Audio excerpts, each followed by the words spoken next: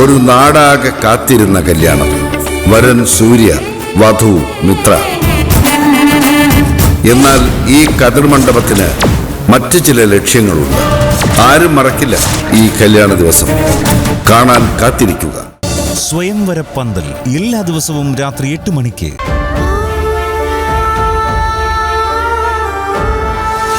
നമുക്ക് 3 കുഞ്ഞുങ്ങൾ പറക്കുമെന്നല്ലേ ഈശ്വരി മുത്തശ്ശി പറഞ്ഞത്. അതിനെ ബേസ് ചെയ്താണ് ഞാൻ ഈ ഫോട്ടോ ക്രിയേറ്റ് ചെയ്തിരിക്കുന്നത്. ഞാനും നീയും നമ്മുടെ 3 കുഞ്ഞുങ്ങളുമാണ് ഈ ഫോട്ടോയിൽ.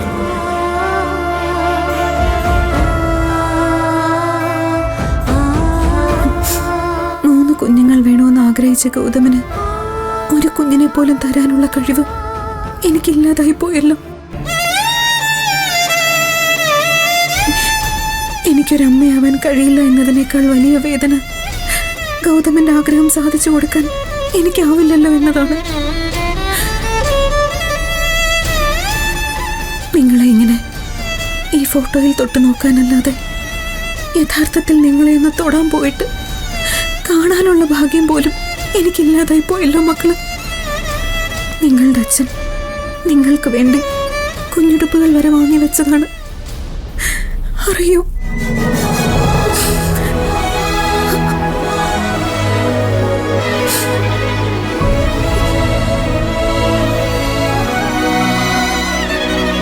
സന്തോഷത്തിന് വേണ്ടി കൊണ്ടുവന്ന ഫോട്ടോ ഇപ്പോ സങ്കടത്തിന് വേണ്ടി കാരണമാവുകയുണ്ടോ? എത്രയും പെട്ടെന്ന് അത് ഇവിടുന്ന് എടുത്ത് മാറ്റണം. നിധി, എന്തെടുക്കായിരുന്നു ഇവിടെ? ഒന്നുമില്ല. നീ എന്തിനാ ഇങ്ങനെ മുറിയിൽ തനിച്ചിരിക്കുന്നേ? എന്താ ഇപ്പൊ പുറത്തേക്കൊന്നും ഇറങ്ങി വരാത്തെ?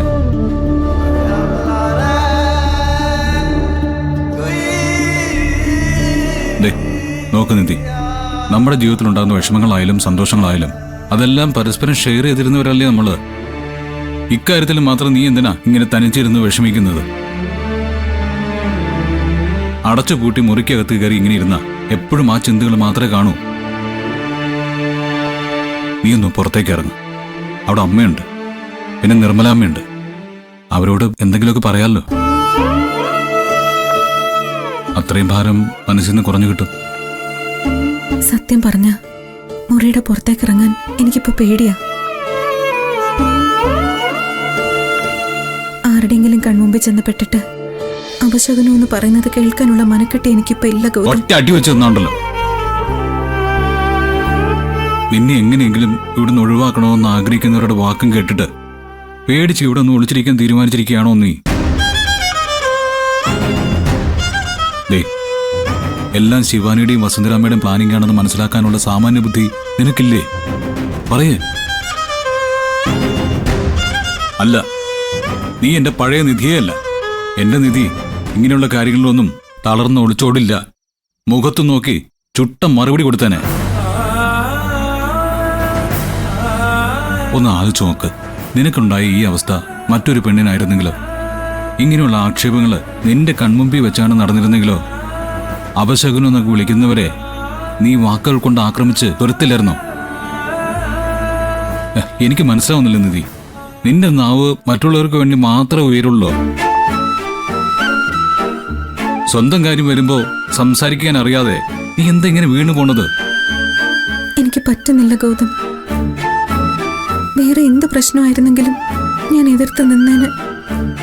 ഇത് ഒരമ്മയാകാനാവില്ല എന്ന എന്റെ കുറവ്, എന്റെ എല്ലാ ആത്മധൈര്യവും ഒറ്റയടിക്ക് ചോർത്തിക്കളയുന്നത് ആ ഒരു കാരണമാണ് ഗൗതം. ഇനി എന്ത് ചെയ്യണം ഞാൻ?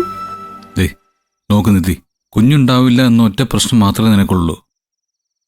അതൊരു ചെറിയ കുറവ് മാത്രമാണ്. നിന്റെ ഒരുപാട് വലിയ നന്മകൾ എന്റെ കൂടെ ഉള്ളപ്പോ ഇതൊന്നും എനിക്കൊരു പ്രശ്നമേ അല്ല നിധി. ആരെന്ത് വേണേലും പറഞ്ഞോട്ടെ, പഴയ ആത്മധൈര്യം നീ വീണ്ടെടുക്കണം. എന്നിട്ട് എന്റെ പഴയ നിധിയാവണം. അപ്പൊ മാത്രമേ എനിക്ക് സന്തോഷമാവൂ. നിനക്കതിന് പറ്റും നിധി, പറ്റണം.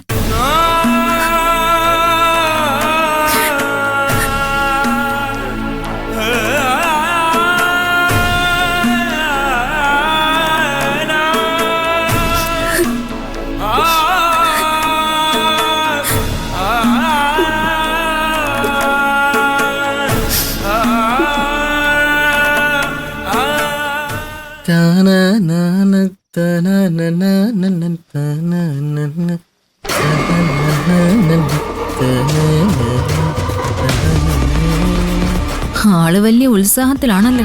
എന്റെ പ്രണവേ, ഒരു കുഞ്ഞു വേണമെന്നുള്ളതേ പ്രണവിനൊരു മോഹം മാത്രം. പക്ഷെ എനിക്കിപ്പോ പ്രഗ്നന്റ് ആവുക എന്ന് പറയുന്നത് എന്റെ ആവശ്യം. നിധിയെ തോൽപ്പിച്ച് അവളെ ഈ വീട്ടിൽ നിന്ന് പുറത്താക്കാനുള്ള ആയുധമാണ് ഈ കുഞ്ഞ്.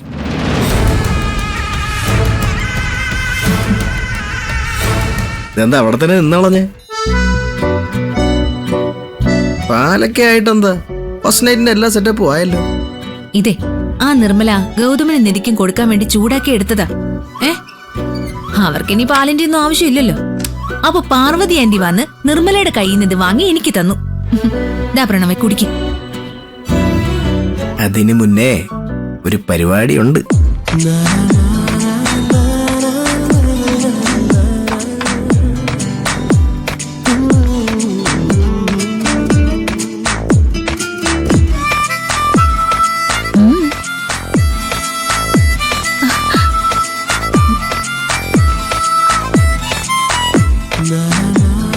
ഫസ്റ്റ് നൈറ്റ് ആണോന്ന് ചോദിച്ച് കളിയാക്കിയ ആള് ഇപ്പൊ മുല്ലപ്പൂ വാങ്ങിച്ചോണ്ട് വന്നോ? ബാക്കി എല്ലാ സെറ്റപ്പും ആയ സ്ഥിതിക്ക് ഇതായിട്ടിനെ കുറയ്ക്കണ്ട. തലേ ചൂടിക്കോ. പ്രണവ് തന്നെ വെച്ചതാ.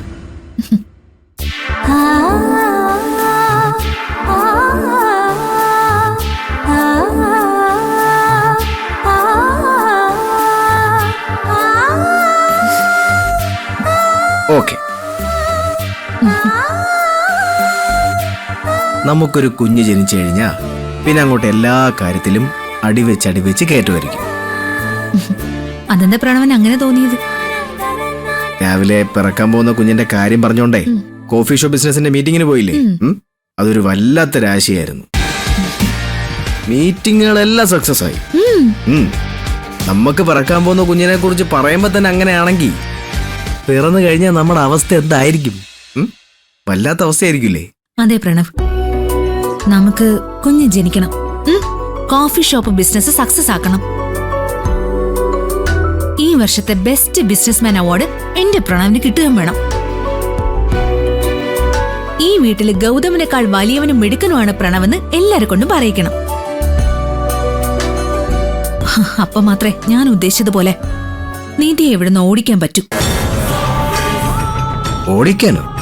അതൊന്നും നീ അങ്ങനെ പറഞ്ഞു? അല്ല, ഓടിക്കണോന്ന് പറഞ്ഞത് ഈ വീട്ടിൽ നിന്നല്ല, അനാവശ്യമായിട്ട് നമ്മുടെ കാര്യങ്ങളൊക്കെ കയറി ഇടപെടുന്നില്ലേ, അതിന്ന് ഓടിക്കണമെന്നാ ഞാൻ ഉദ്ദേശിച്ചേ. എന്തായാലും എത്രയും പെട്ടെന്ന് നിനക്ക് വിശേഷം ഉണ്ടെന്നുള്ള വാർത്ത എനിക്ക് കേൾക്കണം. അതിനപ്പുറം ഒന്നും വേണ്ട. പ്രണവ്, പാലോടിക്ക്. വെയിറ്റ്. ഓടുന്നു.